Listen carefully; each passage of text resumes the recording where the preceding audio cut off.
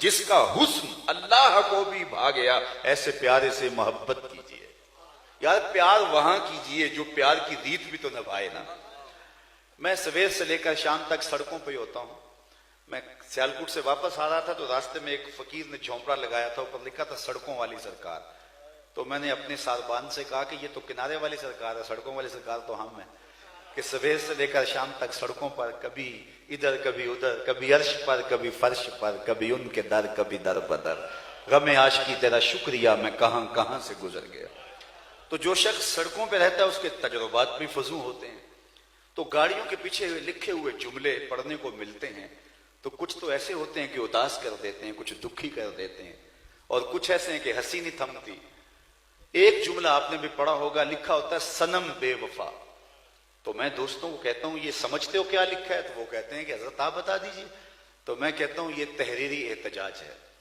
اس نے کسی سے پیار کیا ہوگا، اس نے وفا نہیں کی، اور اب یہ اپنا غصہ یہاں نکال رہا ہے، صنم بے وفا۔ میں نے کہا یہ تحریری احتجاج ہے، میاں تم نے پیار اس سے کیا جس نے وفا کی ریت نہیں نبھائی۔ آؤ تمہیں اس چوکھٹ کا پتہ بتاؤں، جو ہاتھ پکڑتے ہیں تو حشر کے دن بھی نہیں چھوڑتے۔ ان سے ربط قائم کرو، ان سے تعلق قائم کرو۔ اپنا معیار زمانے سے جدا رکھتے ہیں ہم، تو محبوب بھی محبوب خدا رکھتے۔ تو کہا کہ میرے سے پیار کرو، میں تمہارے رب کا بھی محبوب ہوں۔ اللہ اکبر۔ پھر فرمایا وَأَحِبُّ أَهْلَ بَيْتِي لِحُبِّي، اور میرے اہل بیت سے میری وجہ سے پیار کرو، کہ وہ رسول اللہ کی طرف ہے، وہ حضور کی نسل ہیں، وہ حضور کا خاندان ہے۔ اللہ اکبر۔ تو حضور نبی رحمت صلی اللہ علیہ وسلم نے ان کا پیار سکھایا۔ اسامہ بن زید بن حارثہ رضی اللہ تعالیٰ عنہ فرماتے ہیں میں حضور کی خدمت میں حاضر ہوا۔ اللہ اکبر۔ رات کا ایک پہر بیت گیا تھا۔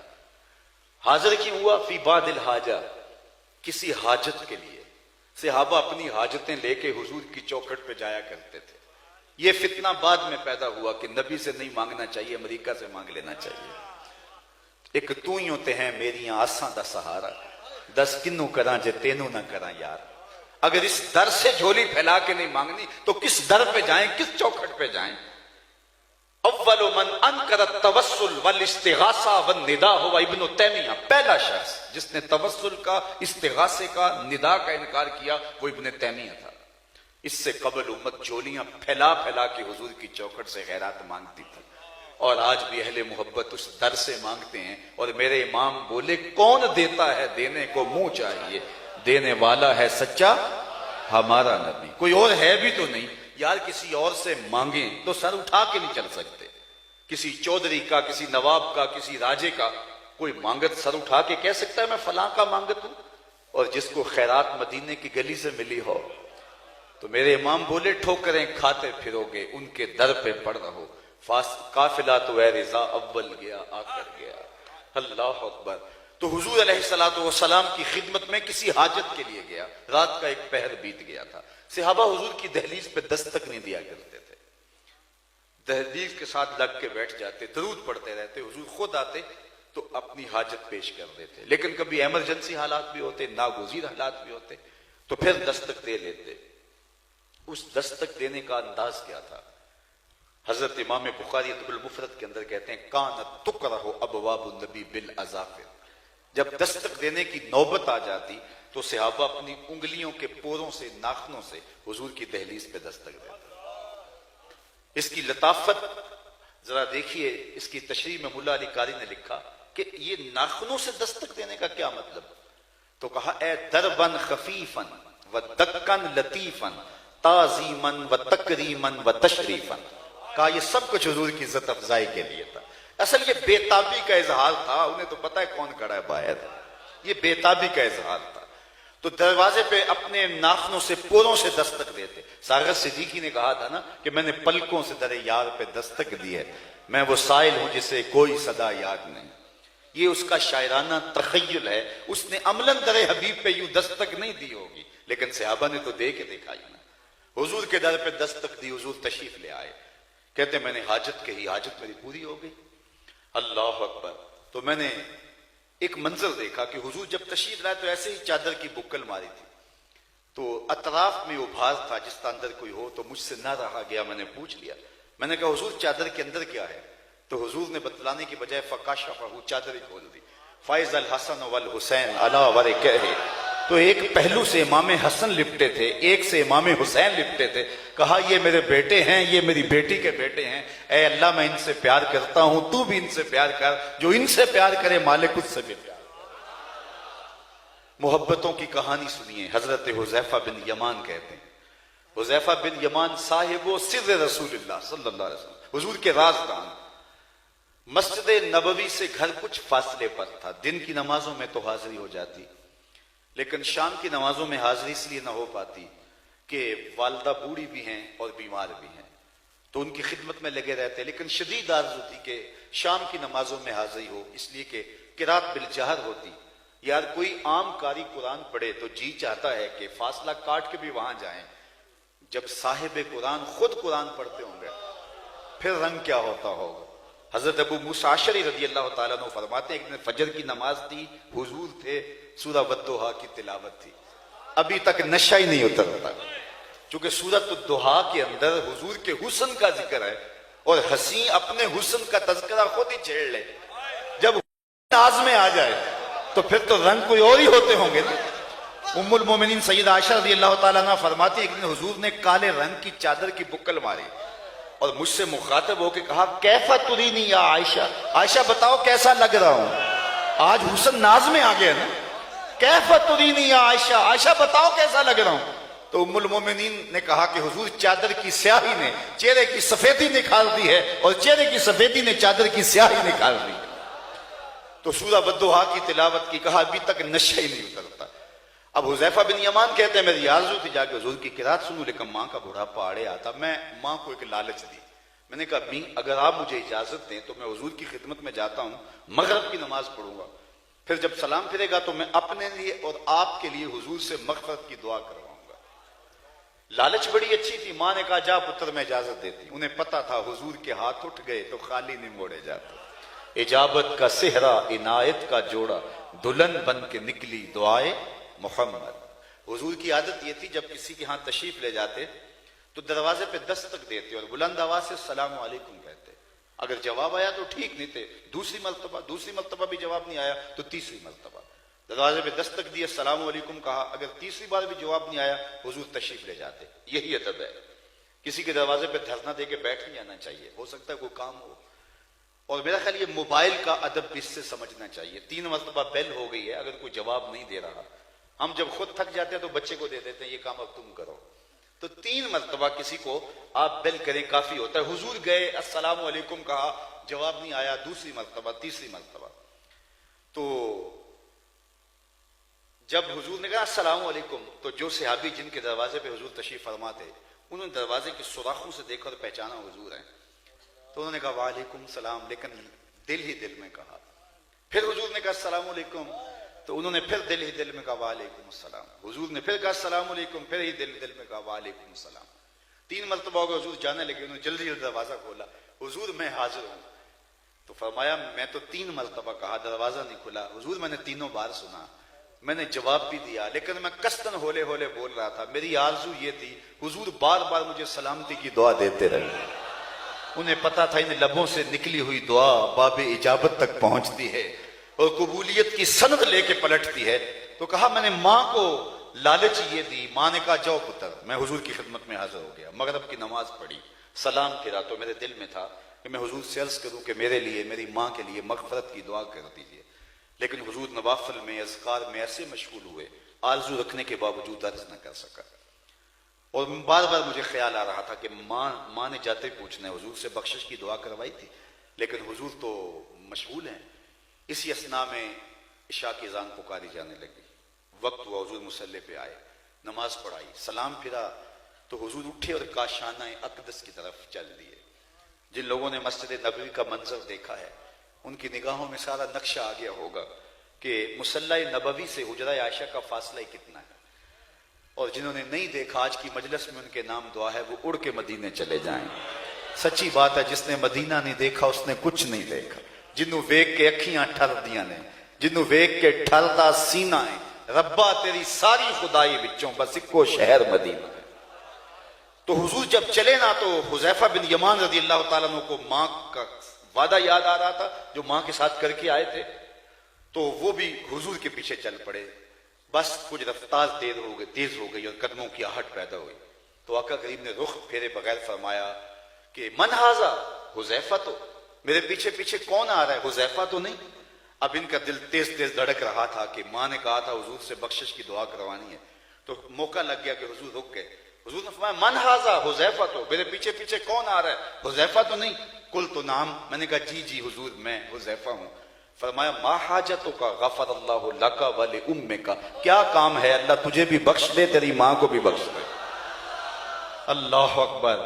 یہاں تو لفظوں کا سہارا بھی نہیں لینا پڑتا، وہ بند لبوں کی بولیاں بھی سنتے ہیں. اقبال بولا اے فروغت صبح آثار و دہور، چشم تو بی نندائے ما فی الصدور. تو کہا ما حاجتوں کا غفر اللہ لک ولامک، اللہ تجھے بھی بخش دے، تیری ماں کو بھی بخش دے. کیا کام ہے؟ اب کام جو تھا وہ تو جنبش لب سے پہلے ہو گیا. کیا بتاتے؟ تو فرمایا حذیفہ سنو، ابھی ابھی ایک فرشتہ میرے پاس آیا ہے جو اللہ سے اجازت لے کے آج پہلی مرتبہ زمین پہ آیا ہے اور دو کام کرنے آیا ہے. ایک تو مجھے سلام کرنے آیا ہے. یار لوگوں کو حضور کی بارگاہ میں سلام کرنے سے نہ روکو. کائنات کا کلیجہ دھڑکتا ہے کہ حضور کو سلام کرے. یعلا بن مرہ رضی اللہ تعالیٰ عنہ فرماتے ہیں غزوے سے واپسی تھی، حضور استراحت فرمانے لگے اور میں پہرے پہ کھڑا ہو گیا.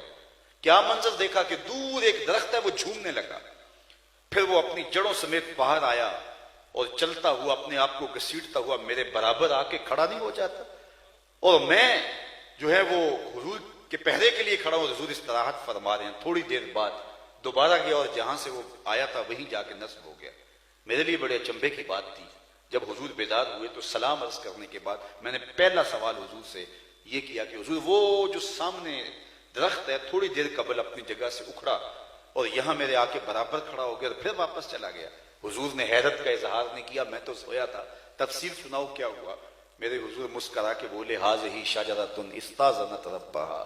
فرمایا یہ ایک درخت ہے، اس نے رب سے اجازت مانگی تھی، مالک تیرا محبوب نیڑے آیا ہے، سلام نہ کر رہا ہوں. فآذن لہا، اللہ نے اس کو اجازت دی تھی، وہ مجھے سلام کرنے کے لیے حاضر ہوا تھا. تو کہا یہ فرشتہ آج ایک تو مجھے سلام کرنے کے لیے آیا ہے اور دوسرا مجھے خوشخبری دینے آیا ہے کہ آپ کی بیٹی فاطمہ جنتی عورتوں کی سردار ہے اور حسن اور حسین جنتی جوانوں کے سردار.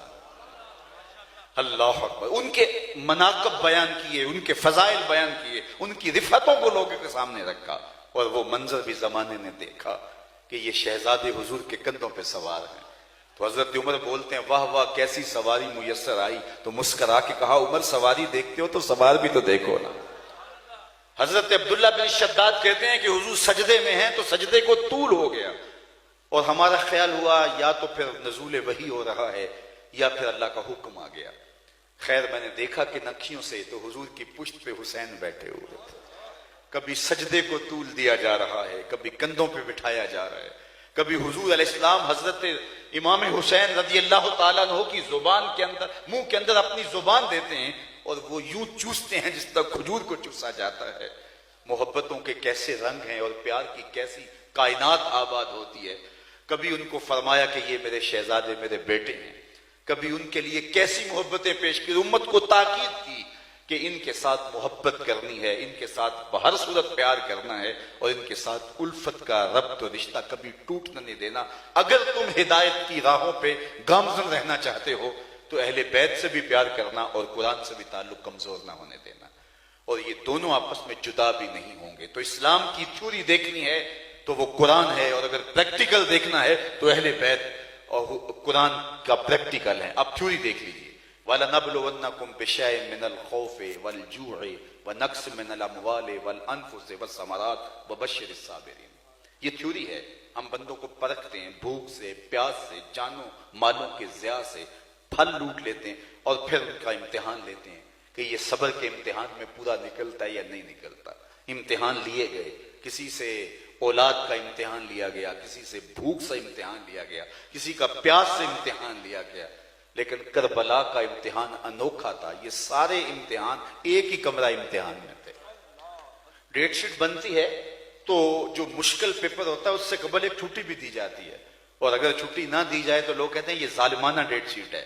اتنی مشکل پیپر سے قبل چھٹی، اور اگر ایک دن میں 2 پیپر رکھ دیے جائیں تو طلباء تو کہتے ہیں ہم احتجاج کریں گے، ہو ہی نہیں سکتا یار، پیپر ہر روز ایک دیا جاتا ہے۔ ماضی میں بھی ایسا ہوا، کبھی بھوک کا امتحان لیا گیا، کبھی کسی سے اولاد کا امتحان لیا گیا، لیکن یہ سارے امتحان ایک ہی کمرہ امتحان میں اور سارے ایک ہی وقت میں اور اکٹھے امتحان لیے، اور کہا پاس مارک 33% نہیں ہوں گے، نمبر بھی 100 لینے پڑیں گے۔ پھر حسین ابن علی نے کہا مالک تو امتحان لے، دیکھ تیرا بندہ امتحان میں سرخرو ہوتا ہے کہ نہیں ہوتا۔ اور پھر کائنات نے وہ منظر بھی دیکھا، یار جتنے دکھ امام حسین رضی اللہ تعالی عنہ پہ آئے، اتنے دکھ تو کو حمالیہ پہ پڑے تو اس کا پتا بھی پانی ہو جائے۔ ہمارے گھروں میں کوئی تبھی موت سے بیٹا مر جائے، سارا محلہ بستی رشتہ دار ڈھارس بندھانے والے ہوتے ہیں، پھر بھی جنازہ اٹھتا ہے تو ایک شخص کو 10 آدمی سہارا لے کے دے کے لے جا رہے ہوتے ہیں، میاں یہ کون ہے؟ کہا اسی کے نور نظر کا جنازہ جا رہا ہے۔ یار تبھی موت، ایک بیٹا مرا، کڑیل جمع بیٹے باپ کے ساتھ کھڑے ہیں، لیکن باپ کے کلیجے کو ٹھنڈ نہیں پڑ رہی، اس کو تسکین نہیں آ رہی، پھر میں خراج پیش نہ کروں حسین ابن علی کو؟ 18 سال کا بیٹا کندھوں پہ اٹھا کے خیموں تک لا کے پھر بھی ہاتھ پھیلا کے کہتے ہیں مالک حسین کی یہ قربانی بھی قبول فرما لے۔ یہ کوئی تماشائے لبے بام نہیں ہے، یہ حسین ابن علی ہیں۔ صبر کا امتحان دیا، مشکل ہائے تکنیکی زبان سے اللہ اکبر، اللہ کی رضا پہ راضی ہو گئے۔ میں نے صبر کی ایک تعریف یہ بھی پڑھی ہے کہ صبر یہ ہے کہ انسان کے معمولات عبادت قضا نہ ہو۔ ایک آدمی تہجد پڑھنے کا عادی ہے، جوان بیٹا فوت ہو گیا، تہجد میں مسجد میں پایا گیا، تکبیر اولیٰ کے ساتھ نماز پڑھنے کا عادی ہے، گھر میں میت پڑی ہے، اذان پکاری گئی، تکبیر اولیٰ کے ساتھ مسجد میں کھڑا پایا گیا۔ صبر کا ایک مفہوم یہ ہے معمولات عبادت قضا نہ ہونے پائیں۔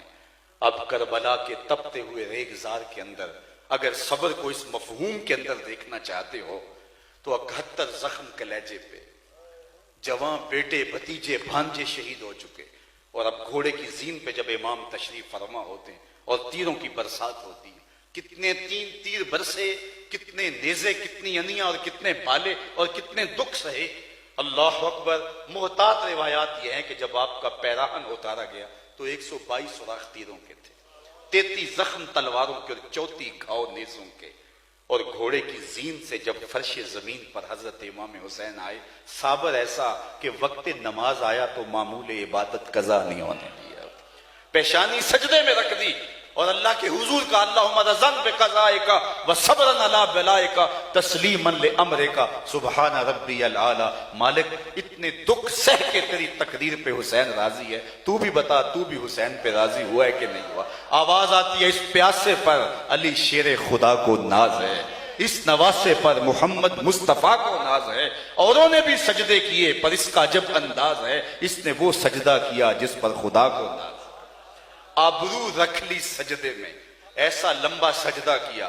اللہ اکبر۔ حج کا موقع تھا، حضور کی خدمت میں صحابہ نے عرض کی حضور ایک شخص اونٹ سے گرا ہے اور گردن کی ہڈی ٹوٹ گئی اور موت واقع ہو گئی، فرمایا اس کو کفن احرام میں دے دو اور جنازہ پڑھو اور اس کی تدفین کر دو، اور پھر فرمایا کل قیامت کے دن جب یہ اٹھایا جائے گا ملبیاً، لبوں پہ تلبیہ ہوگا، لبیک لبیک پکارتا ہوا یہ قبر سے اٹھایا جائے گا، چونکہ جو جس حالت میں جاتا ہے اس حالت میں اٹھایا جاتا ہے، تو پھر سن لو قیامت کے دن حسین کا سر سجدے سے اٹھایا جائے گا۔